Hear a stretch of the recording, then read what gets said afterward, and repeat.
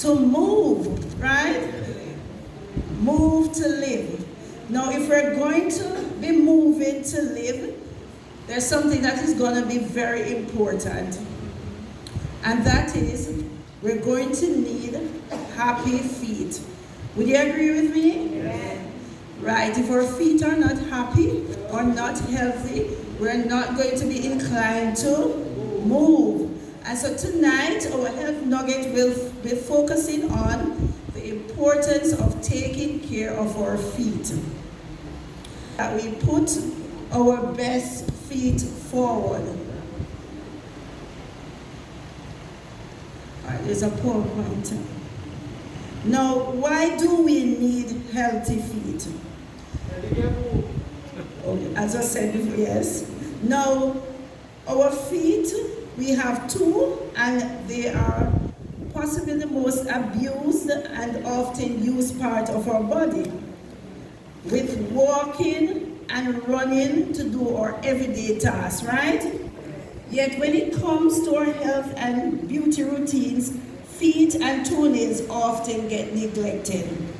No matter what the season it is always important to keep your feet and toenails in tip-top condition. They may often be out of sight and out of mind, but our feet play a pivotal role in our daily lives, acting as the foundation of our physical framework. Feet endure thousands of steps every day, bear the weight of our entire bodies, and brave the constraints of tight shoes or the perils of high heels. Yet, despite this relentless service, they remain one of the most neglected parts of our bodies. And so tonight, I want to emphasize taking care of your feet. Now, healthy feet helps us to stay mobile, balanced, and independent as possible, reducing the risk of foot problems that could affect our overall health. It is important that we take care of our feet. Now, I'm going to be sharing some tips that you are familiar with, so it might just be a reminder for some. And the first one that I want to share with you is to properly wash your feet. Now you might say, I wash my feet, when I shower, but it's important that we wash between the toes. And when we wash between the toes, we should especially dry between our toes, because if it remains moist, it creates a perfect environment for bacteria, fungus, and all manner of disease to take root, and we don't want our feet to be infected, right? Now, of course, we should use soap to wash between our feet, okay? The next thing is we should keep our feet moist. And this will help to prevent cracking, which will aid in preventing infections if we keep it moist, right? So after washing, we apply a foot-specific moisturizer, and these are often thicker than regular lotions and are formulated to penetrate the tough skin of the feet. For an intense hydration session, apply moisturizer at night and wear a cotton socks. This overnight foot mask can work wonders. Now the next thing that we need to do that is important to keep our feet healthy is to ensure that we regularly trim our nails or toenails. Now, one of the things that can affect our toenails are ingrown nails. And so it's important that when we're trimming our nails, that we use the proper tools and we cut them properly. So we should use a proper nail clip, not a knife or whatever or scissors or some other implements that persons use, but to get a proper nail clip, and we're to cut them straight across, right? Make sure you have straight edges. If you cut them and the edges are curved, we are more inclined to get ingrown nails. And if any of you have ever had this problem, you know that it can become very painful and also it can become infected. Now, another important thing is that we should daily inspect our feet. Now, what should we be looking for? We should be looking at, let's start with the nails. We should look if there's any discoloration of the nail, which could tell us that we might be developing a fungal infection. And so the nail tends to look a bit yellow. It might feel hollow, thickened, and so if you have a nail looking like that, it means that you possibly have developed a fungal infection, which can be a very stubborn infection to treat. And if any of you have ever gotten treatment for a fungal infection, you know that the medication that the doctor prescribes is normally for a long course, anywhere between 6 weeks to 2 months and even longer. So it's important that we inspect so that if there's the first sign of any fungal infection, we can adequately get it treated.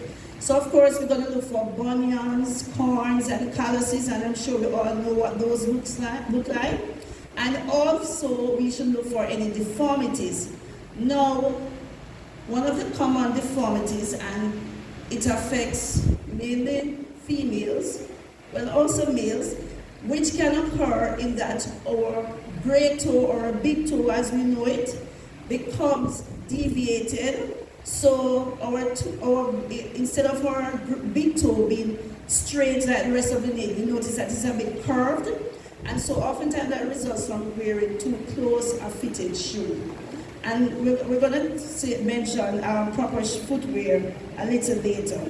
So it's important that you inspect your feet. Also look for any discoloration of the toes, which could be a sign that you're developing poor circulation. If the toe looks a bit dusky gray, it could be that you are having reduced blood supply to your toes. And so it's important that you catch this sign very early so that you can get appropriate treatment. Now, the next one is correct footwear. And I know all of the times we see a shoe that we like and we put our feet in it, whether it feels comfortable or not, because we like how the shoe looks on our feet, but unfortunately it is doing damage to our feet. You know, a lot of times when we go to the doctor and we complain about something that's wrong with our feet, most often it is our footwear. More than likely it is our footwear. And so it's important that we choose proper footwear. Whether we are males or female, we should choose proper footwear. You know, it is said that when we're buying a shoe, we should often not go in the evening after we've been up and down and about the place when our feet might be a little bit more swollen, and so we might choose the wrong footwear. So shoes should provide ample arch support. So if you have noticed your feet, you notice that there's an arch, you know, on the inner aspect of the feet. You notice there's an arch. So our shoe should support that arch, and it should allow for enough room for the toes to wiggle, right? So we should be able to wiggle our toes in our shoe. And choose breathable material to reduce sweat and bacteria buildup. So if we have feet that are sweaty, right, it's important that we try not to wear the same shoes every day, right? And if it's possible, we wear socks and change them often. Put our shoe out in the sun to get them dried out, and whatever organism the sun can, help to kill those organisms. Avoid consistently wearing high heels, but if necessary, choose material moderate heel and ensure that they fit well. Okay? Now, in summary, foot care is not only about aesthetics, about how it looks. It is an important component of our overall health, and engaging in a routine foot care can prevent many common problems and ensures that our feet are healthy and comfortable. And I'll end the presentation with this scripture passage from Isaiah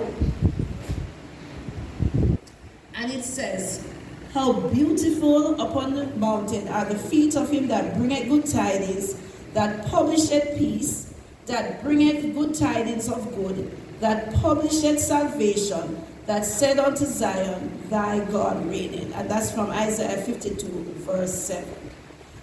I hope that you will learn something tonight, and we'll have our next health nugget next week, Monday. Now at this time, we bless